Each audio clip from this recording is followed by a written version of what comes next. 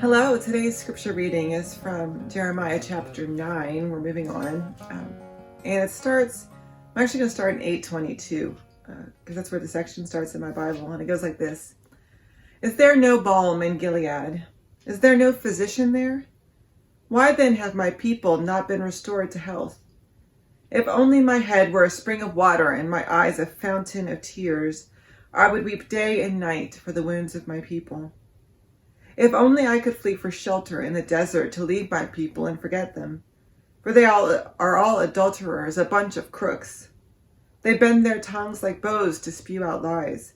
They are renowned in the land, but not for truth. They go from bad to worst. They don't know me, declares the Lord.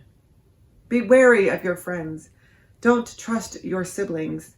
Every sibling is a cheater, and every friend traffics in slander. One cheats the other, no one tells the truth.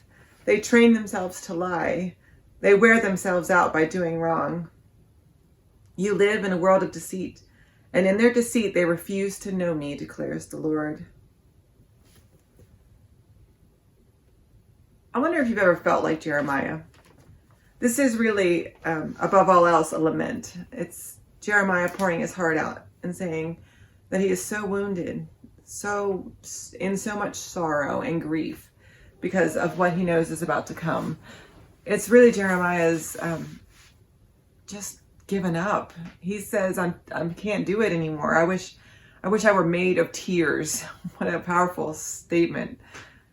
I wish I were made of tears so it could be a fountain. That's how deep his anguish is.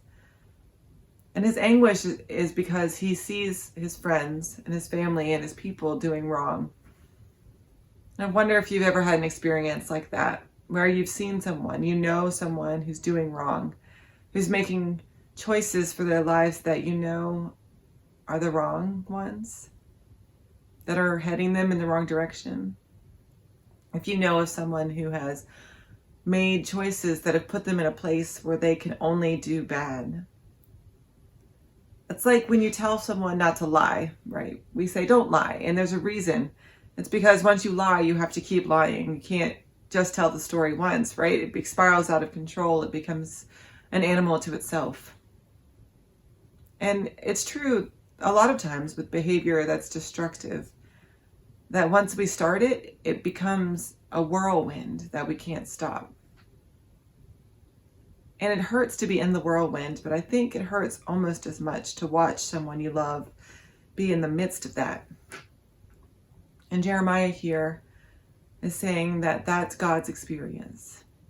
That God sees his people making choices and bad decisions and choosing lies over truth. And it causes grief and anguish and despair.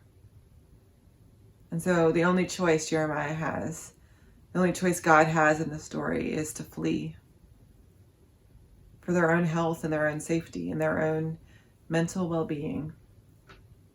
Because they're in the midst of it and they can't anymore. When you're caring for someone who's in the midst of the whirlwind, you can't jump into the middle of it with them. And that hurts, because you just want to save them and rescue them. But it's not always possible.